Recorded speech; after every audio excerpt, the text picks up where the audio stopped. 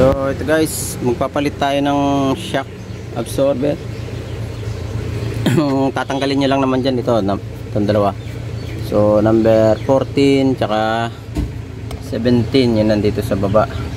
Then dapat mayroon kayong jack dito sa ilalim nya, tsaka may isang jack dun para sa chassis. So yan, mapapansin nyo na sira yung shock nya. Ayan o, mga rubber ano yan. Tsaka dito ayan guys oh. Ito ayan, tumatama na guys. Ayan, tumatama na dito. Ibig sabihin sobrang ano na niya guys oh. Ayan, nasasaldak na siya. Tama na yan, itong rubber na ito. Tama na dyan sa arm. So luwagan ko lang to, tsaka yung sa ilalim.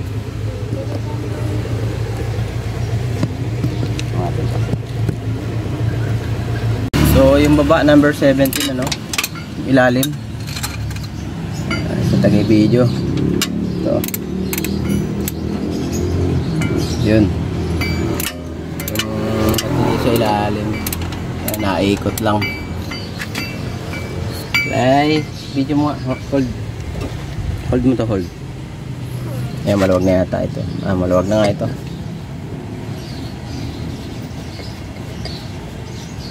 As number 14 po sa ibabaw. Ayan. So guys, ito natanggal na natin yung tornilyo dito sa itaas na number 14. Bibitaw na yan siya. Tapos yung sa ilalim na number 17. Pag natanggal nyo yan, baba nyo yung ano, yung jack nyo ng konti para mahugot nyo ito, no? Hugutin nyo lang pataas. Ayan. So ito na siya. Ito na siya guys. So ito yung ipapalit natin, KYB na fluid type din. Ito yung stock. Ayan. So pares din naman siya ng laki. Ito ay cover lang. Ito kasi walang cover, no? So paano malaman na sira na siya? Nahulog na ito, no? So ayan. Malambot na ano siya oh. Oh. Malambot na siya ano, wala na siyang play, ano. Lambot na. So pag ginano nyo, ayan, halos nabagsak na siya guys. Ayan oh. Nabagsak na si Kolokoy. Ayan. Balik natin.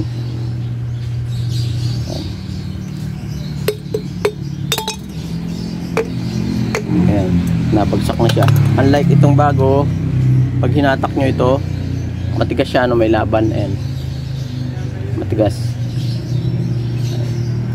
Ayan, matigas di ibaba. So ganun lang. O, parehas naman to. Ito ay nakuha ko ng 1.3. Hindi, 1.8 yata ito. Dalawa kasi papalitan natin. Stock, okay na yan, wala na yan. So yun lang din. Itong mga ano, mga spacer, ayan, sundan nyo lang to. Meron siyang mga ano dyan guys. So paano ilalagay yung spacer dito sa may guide, no?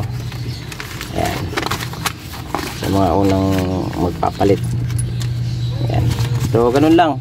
And then ito naman, hindi lang to, ipapasok nyo lang to dito. Ayan, pasok lang dyan. Tapos tututok nyo lang doon sa ilalim, no? Ganun. Ayan.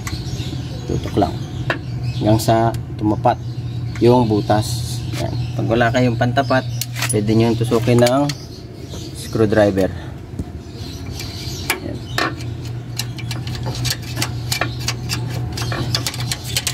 Ayan, ganyan. Tapos lagay nyo na yung tornilyong number 17. Ayan, pasok nyo na doon.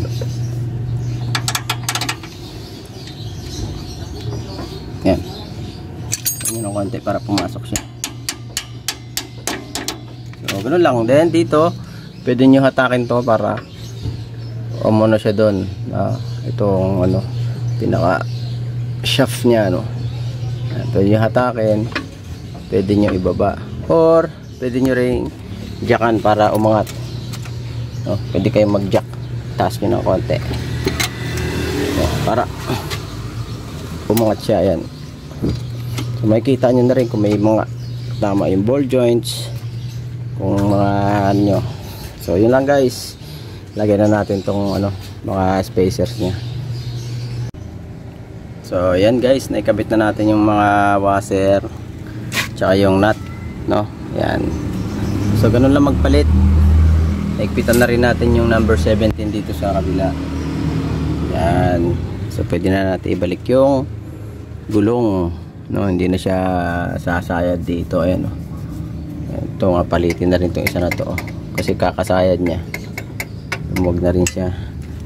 So yun guys, balik ko muna itong gulong para may road test at matesting natin yung bounce. Thank you very much. Yan, so guys, tapos na tayo, no? Nagpalit tayo ng dalawang shock absorbers. Ito, yun yung dalawang shock absorbers ang pinalit natin na KYB na fluid type, no? So yun, ito yung issue nya guys, oh. Kaisin ko lang muna yung ating camera, tumutungo-tungo. Ayan, so ito,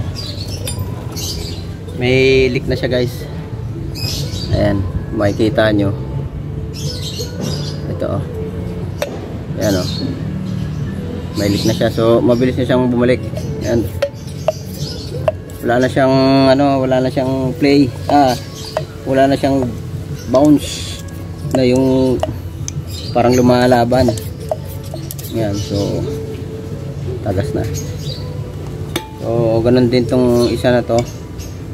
Ang ano naman ito, yung pabalik niya matigas, o yung hatak niya pataas, pero yung pabalik pababa mabilis na siya bumalik. So dalawa. Yun lang guys, thank you for watching. Thumbs demo. God bless, bye bye.